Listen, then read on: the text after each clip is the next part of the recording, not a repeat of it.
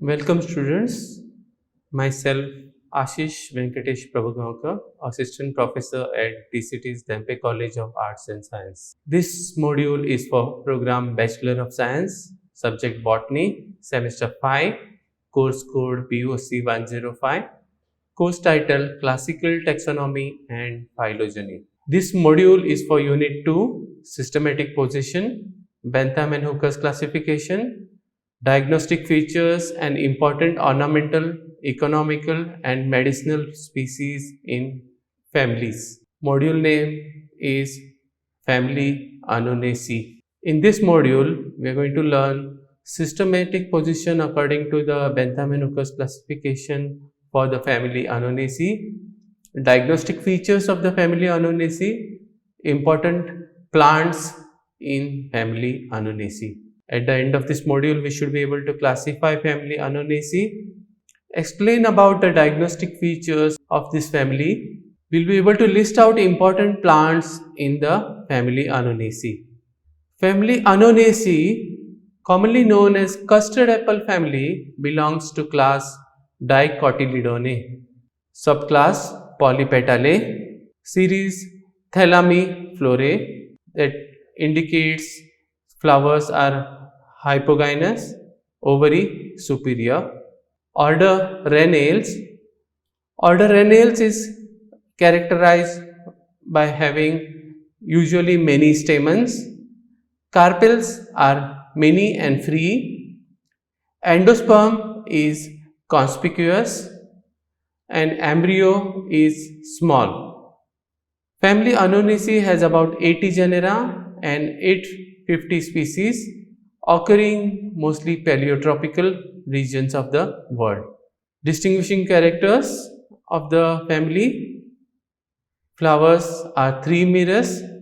It's a rare character in the dicot, more similar to the monocot, three mirrors flower, which actually a kind of primitive character which we will see later.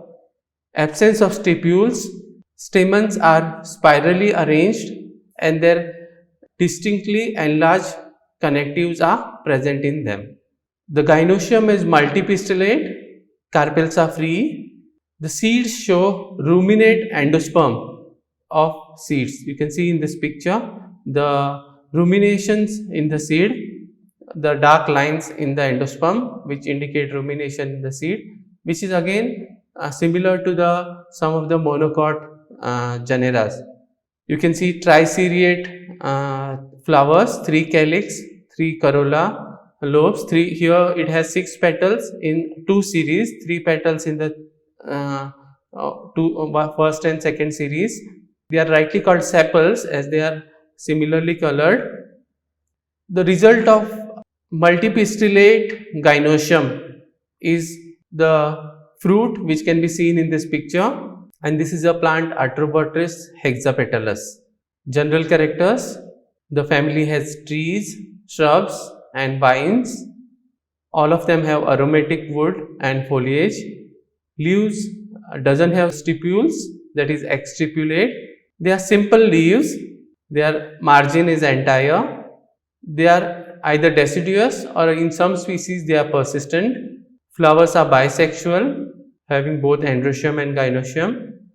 The actinomorphic character: flowers are hypogynous, that is ovary superior.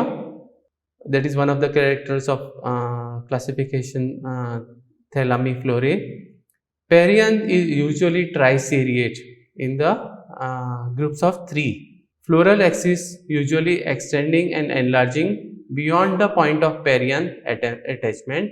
The thalamus extends beyond the attachment of the calyx and corolla, where gynoecium and androecium are found on extended axis.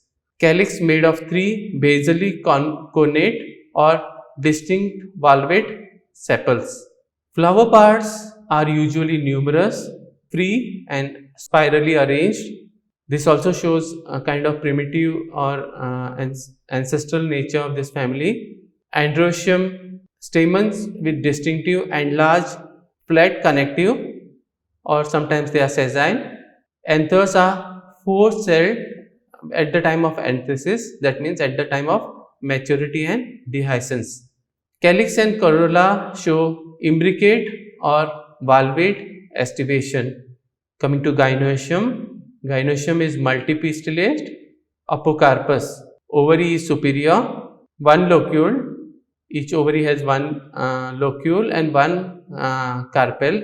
Each carpel is separate with only one ovule. Sometimes there may be more ovules. The ovules are anatropous. You can see in this picture the anatropous ovule. They have parietal placentation. You can see in the second picture how they will be attached in the ovary, the parietal placentation. Sometimes they may seem or look like basal placentation. Style 1, very short or absent, stigma also 1. So, you can see in this picture very short style and stigma you can see. Fruits are generally a berry or maturing pistil. Generally it is a berry. You can see here the fleshy fruits with the berry with single seed or many seed. There will be fruits, single fruits which are can be called as berry. But in custard apple, which is a very important economical plant in this family, while maturing, pistil becomes connate. The tip stigma and the style they fuse together and they join together, and then they form a single fleshy aggregate fruit. So, a fruit of a custard apple is having many carpels, each seeded, and the mucilaginous carpel is a separate fruit which is become a aggregate fruit by having a outer layer of fruit, this connate pistils, okay, outer cover which is made of connate pistil, which are also called as areole. So, this is a picture of Annona squamosa, how the parts of the fruit are maturing from a flower to the matured fruit. You can see the extended thalamus which is having the carpels, and the stamens and carpels can be seen as a extended stalk in the fruit. Few important plants in the family: Annona reticulata is known as bullock's heart or ramphal in Konkani. Annona muricata is known as soursoap. Annona squamosa known as sitafal or custard apple. All these plants are having very rich nutritive value and are commercially cultivated for their fruits. Polyalthia longifolia is known as ashok, or very often false ashok, because it is a garden plant, not the wild ashok. Sagraria laurifolia is known as sajeri. It's a wild tree in the forest of Goa. Arthrobotrys hexapetalus is known as hirva chafa, which is cultivated in the garden. Munun fragrans is also known as fragrant ashok, which is also found in forest of Goa. Often you will find many of the cultivated species in Annona reticulata, muricata or squamosa, which are showing different morphology, which are kind of hybrids. Important medicinal plants in this family. The fruits have high nutritional value and pulp is used in nutraceuticals. Species of Annonaceae are traditionally used as a treatment of fever and malaria and other viral diseases.